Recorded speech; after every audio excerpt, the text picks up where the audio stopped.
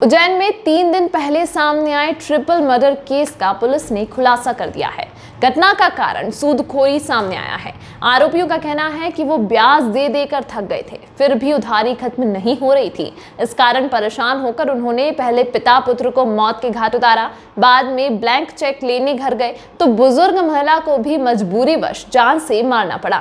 मामला 3 दिन पुराना है। जीवाजीगंज थाना क्षेत्र के हरिहर नगर निवासी राजेश नागर पुत्र पार्थ नागर की शत विक्षत लाश इंगोरिया पुलिस ने ग्राम पुरावदा में नदी के पास नाले के किनारे से रविवार रात को बरामद की थी। लाश के पास से मिले राजेश नागर के मोबाइल के आधार पर पुलिस ने पता लगाया कि दोनों हरिहर नगर उज्जैन में रहते हैं। यहां जीवाजीगंज पुलिस जब उनकी तलाश में पहुंची तो घर में ताला लगा था।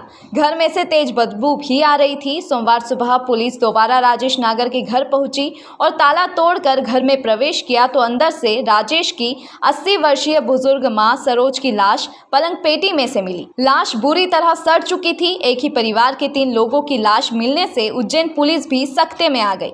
तुरंत वरिष्ठ अधिकारियों ने जांच शुरू की। खुद डीआईजी मामले की मॉनिटरिंग कर रहे थे। गुरुवार को पुलिस ने मामले का खुलासा किया है। पुलिस कंट्रोल रूम पर मीडिया से चर्चा करते हुए एसएसपी सत्येंद्र कुमार शुक्ल ने बताया कि मृतक राजेश सूदखोरी का कारोबार करता था। वो छोटे व्यापारी, हाथ ठेला व्यापारी आदि को छोटी छोटी रकम उधार पर देता था और डेली की किश्त बनाकर पिता पुत्र रोज वसूली करते थे। एसएसपी ने बताया कि इन लोगों ने उज्जैन के 2 सब्जी विक्रेताओं को ज्यादा रकम उधार दे दी थी। इस कारण इन दोनों ने उसे रास्ते से हटाने का मन बना लिया और घटना को अंजाम दिया। इन्हें सिक्योरिटी बतौर ब्लैंक चेक दे रखे थे। राजेश पार्थ की हत्या के बाद आरोपी गण जब राजेश के घर चेक लेने गए तो वहां पर उन्हें बुजुर्ग सरोज की भी गला घोंटकर हत्या कर दी। सूत्रों के मुताबिक आरोपी जयराम कुशवाहा निवासी मोहन नगर और दिनेश जैन निवासी कमल कॉलोनी है। दोनों सब्जी का व्यापार करते हैं। बाद में दिनेश ने लोडिंग ऑटो रिक्शा खरीद लिया और रिक्शा के जरिए वो लोग गाँव में जाकर चावल व अन्य अनाज आदि बेचता था।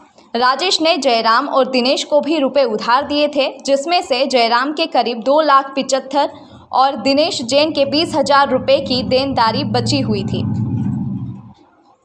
जिसका तगादा राजेश और पार्थ दोनों पर दबाव बनाकर कर रहे थे। कोरोना काल में धंधे व्यवसाय चौपट होने के कारण इनकी उधारी खत्म होने के कारण और बढ़ती गई, क्योंकि राजेश और पार्थ दिन के अनुसार ब्याज वसूलते थे। ब्याज दे देकर परेशान हुए दिनेश ने राजेश और उसके बेटे पार्थ को रास्ते से हटाने की योजना बनाई।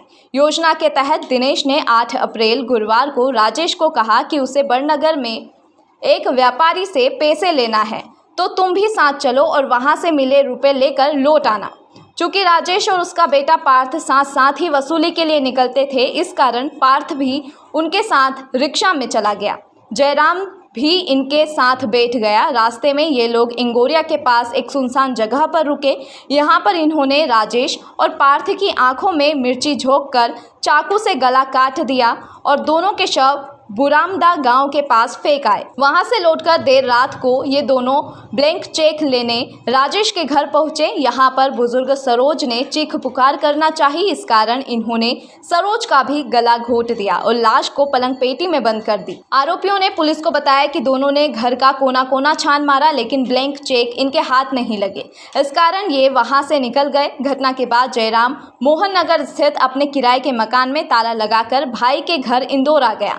वहां उसने परिवार को छोड़ा और खुद सागर जिले में स्थित पैतृक घर चला गया। सूत्रों के मुताबिक कई गुत्थियों में उलझे इस ट्रिपल मर्डर केस को मोबाइल ने आसान बनाया। पुलिस ने घटनास्थल से मिले राजेश के मोबाइल के लास्ट कॉल की जांच की तो पता चला कि जयराम का मोबाइल घटना की रात से ही बंद है। वो घर से भी गायब है। पुलिस को दूसरे सब्जी विक्रेताओं से पता चला कि 3-4 दिन से वो नजर नहीं आया है। आखिरी बार वो दिनेश के साथ दिखा था। इस आधार पर पुलिस ने दिनेश को उठाया और वहां से मिली सूचना के आधार पर इंदौर और उसके बाद सागर में दबिश देकर जयराम को धर दबोचा। एसएसपी शुक्ल ने बताया कि घटना की गंभीरता को देखते हुए अलग अलग टीमें काम पर लगाई थी।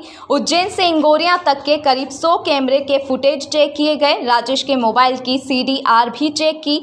एसएसपी शुक्ल ने बताया कि दोनों मामलों में आरोपियों की गिरफ्तार पर 10-10 हज़ार रुपये के इनाम की घोषणा की गई थी। टीम को इस इनाम के अलावा अन्य पुरस्कार के लिए रिकमेंड किया गया है।